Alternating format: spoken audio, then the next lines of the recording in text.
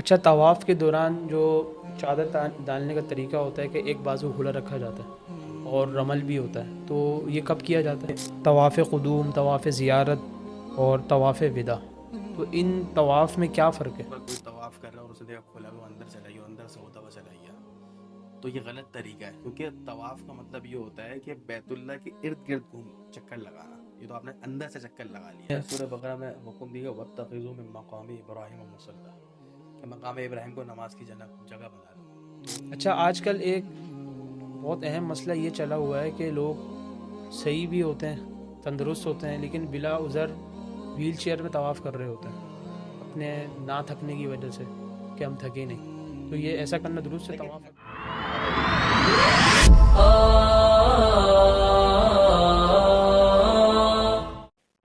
السلام علیکم ناظرین کرام، میں ہوں آپ کا میزبان عدین الہی. اے آر میڈیا کے پروگرام آپ کے مسائل کے حل میں خوش آمدید. آج ہمارے ساتھ موجود ہیں مہمان کے نام مفتی حارث محمود صاحب. السلام علیکم ورحمۃ اللہ وبرکاتہ. وعلیکم السلام ورحمۃ اللہ وبرکاتہ. اچھا، آج کل ایک ٹرم استعمال کی جاتی ہے، اصطلاح استعمال کی جاتی ہے کہ طواف قدوم، طواف زیارت اور طواف ودا، تو ان طواف میں کیا فرق ہے؟ دیکھیں، پہلے طواف زیارت کو سمجھیں. طواف زیارت جو یہ حج کا رکن ہے، فرض ہے، ٹھیک ہے، اور اس کا وقت یہ ہے کہ 10 ذی الحجہ، کہ جب حاجی حضرات جو ہے حجاج کرام 10 کی صبح مینا سے نکلتے ہیں، ٹھیک ہے، اس کے بعد جو ہے ان کی قربانی ہوتی ہے اور پھر حلق کروا لیتے ہیں. تو 10 ذی الحجہ کی صبح صادق سے اس کا وقت شروع ہو جاتا ہے طواف زیارت. 10 کا پورا دن ہے، 11 کا پورا دن ہے، اور 12 کی غروب سے پہلے پہلے یہ کرنا ہے. البتہ 10 کو کرنا افضل ہے، ٹھیک ہے. تو ان 3 دنوں میں سے کبھی بھی طواف کرے گا تو وہ طواف زیارت، اور یہ حج کا رکن ہے، فرض ہے، ٹھیک ہے، یہ تو ہر حاجی کو کرنا ضروری ہے. باقی رہ گئے طواف ودا. تو طواف جو ودا ہے، ودا کا لفظ ہی بتا رہے کہ جب آپ رخصت ہو رہے ہیں تو یہ واجب ہے.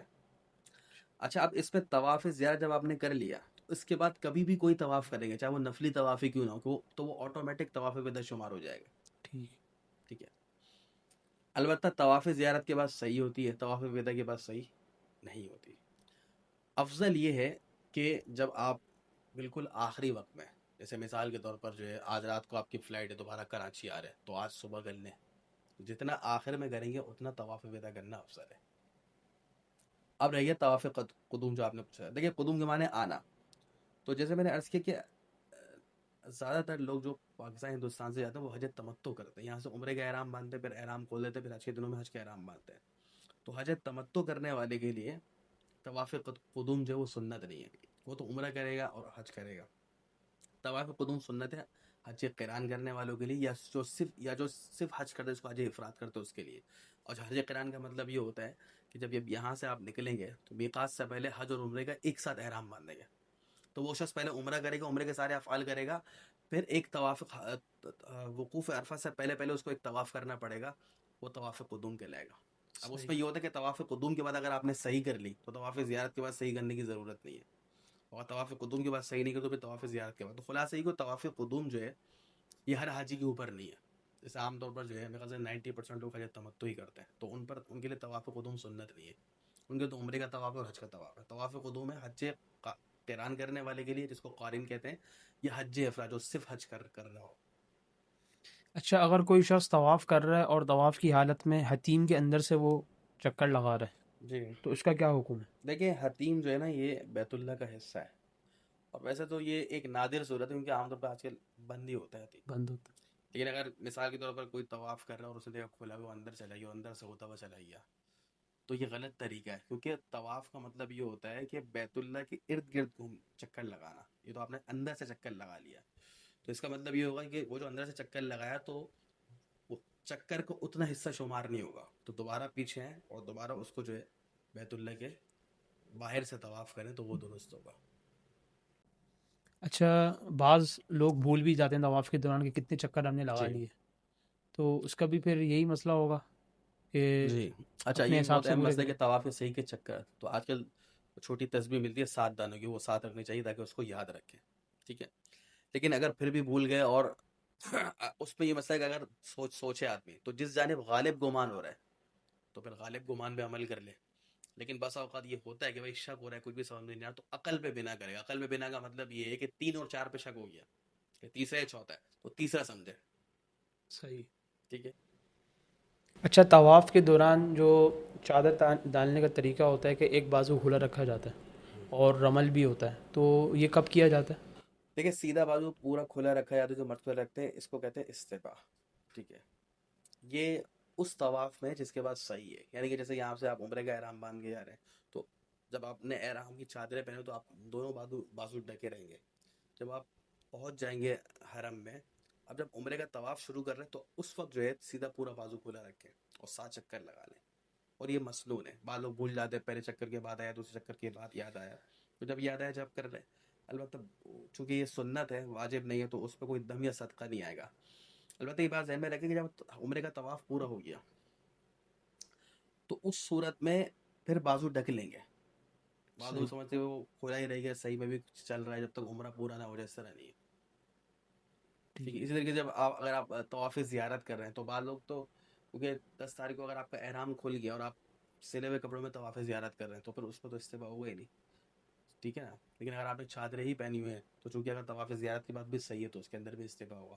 اور رمل کا مطلب یہ ہے کہ شروع کے 3 چکروں میں جو ہے پنجوں پر چلنا اور تھوڑا اکڑ کے چلنا. تو یہ بھی اس طواف میں مسنون ہے جس کے بعد صحیح ہو، جیسے عمرے کا طواف ہے، جیسے طواف زیارت ہے اس کے بعد صحیح کرنا ہے. لیکن جب آپ کا احرام اتر جاتا ہے، ہم ویسے ہی آپ نفلی طواف کر رہے ہیں تو اس کے اندر رمل نہیں ہوگا بلکہ اس میں نارمل طریقے سے چلیں گے. اچھا، عورت ناپاکی کی حالت میں طواف کر سکتی ہے؟ دیکھیے خواتین کے جو ایام چل رہے ہیں تو طواف چونکہ بیت اللہ کی طواف کرنے نماز کی طرح ہے، تو ان ایام میں جس طرح نماز پڑھنا منع ہے تو طواف منع ہے. اچھا. تو طواف خاتون نہیں کرے گی. لیکن اگر مثال کے کسی نے طواف کر لیا اس کے بعد اس کو ماہواری یا پیریڈ شروع ہے تو وہ صحیح وغیرہ کر سکتی ہے. اچھا، طواف کے بعد جیسا کہ آپ نے ابھی بتایا کہ مقام ابراہیم میں 2 نفل پڑھنا چاہیے، تو اس کا کیا حکم ہے؟ ضروری ہے؟ نفل دیکھیں ہے؟ سورہ بقرہ میں حکم دیا وَاتَّخِذُوا مِن مَقَامِ إِبْرَاهِيمَ مُصَلًّى کہ مقام ابراہیم کو نماز کی جگہ بنا لو. تو یہ حکم جو ہے واجب کے درجے میں نہیں، مستحب ہے بہتر. اور آج کل تو انہوں نے انتظام کیا ہوا ہے کہ وہ پیریل لگا دیتے ہیں، اس کے اندر جگہ ہے تو آپ وہاں نوافل پڑھ لیں. البتہ اگر بہت ہی رش ہے تو نفل پڑھنا تو ہر طواف کے بعد، چاہے عمرے کا ہو چاہے حج کا ہو چاہے نفلی طواف ہی کیوں نہ ہو، 2 رکعت نفل پڑھنا کیا واجب ہے.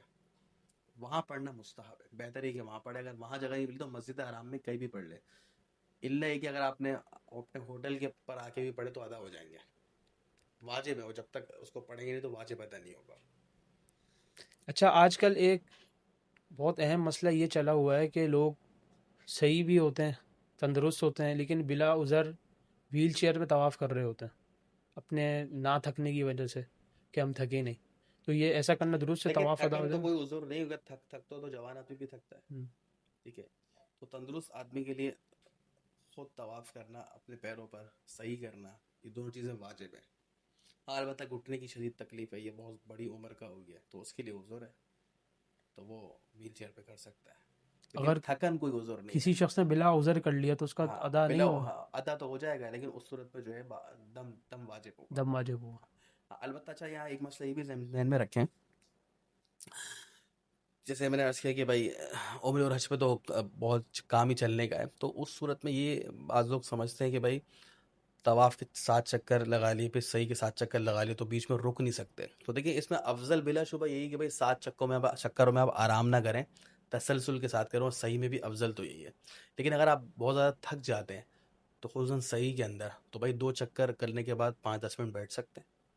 بعض خواتین زیادہ تھک جائی تو وہ بیٹھ سکتی ہے، اس میں کوئی حرج کی بات نہیں ہے. تو اس لیے میں عرض کر رہا ہوں کہ تھکن کوئی عذر نہیں کہ اس کی وجہ سے آپ ویل چیئر پہ کریں. اگر بہت زیادہ تھکن ہے تو طواف کے 7 چکر کے بعد بیٹھیے آرام سے، صحیح. 15-20 منٹ بیٹھنے میں کوئی حرج نہیں ہے. صحیح کے 2-3 چکر کے بعد بیٹھے ہیں تو یہ صحیح ہے. لگاتار کرنا یہ مستحب ضرور ہے، بہتر ضرور ہے، لیکن واجب نہیں ہے. اس کے بیچ میں اگر کوئی وقفہ لینا چاہے تو لے سکتے ہیں. جیسے میں نے ابھی عرض کیا بعض لوگوں کو بیچ میں پیشاب کا تقاضا ہو جاتا ہے یا وضو کرنے کے لیے بھی تو آپ جاتے ہیں، نماز کے بھی جاتے ہیں تو بیچ میں تھوڑا تسلسل ٹوٹ جاتا ہے.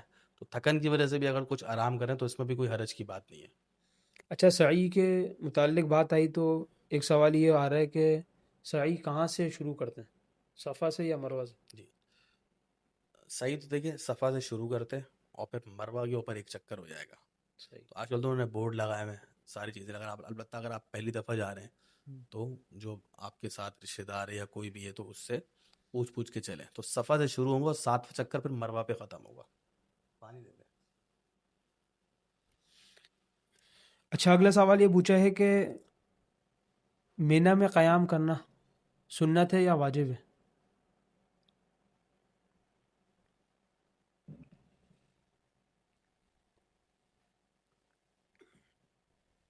دیکھیں حجاج کرام کا حج کے ایام میں سب سے زیادہ وقت مینا میں ہی گزرتا ہے. تو 8 تاریخ کی جو رات ہے، ٹھیک ہے، ویسے 5 نمازیں مینا میں پڑھیں گے لیکن رات گزارنا مسنون ہے. پھر 9 کی جو رات ہے وہ عرفات سے ہوتے ہوئے مزدلفہ میں گزارتے ہیں حاجی. تو 8 کی رات، 9 کو پھر آپ چھوڑ دیں وہ مزدلفہ میں گزاریں گے.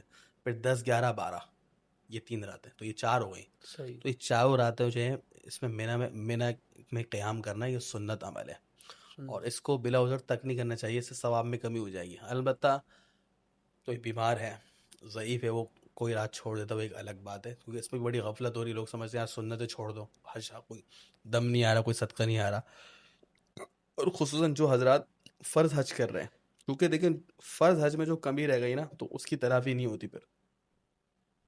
تو لہٰذا ان راتوں کو مینا میں گزارنا سنت عمل ہے، اس کا اہتمام کرنا چاہیے. اچھا، عرفات کے میدان میں جب لوگ پہنچ رہے ہوتے ہیں تو اس کا آخری وقت کیا ہے؟ کوئی وقت متعین ہے؟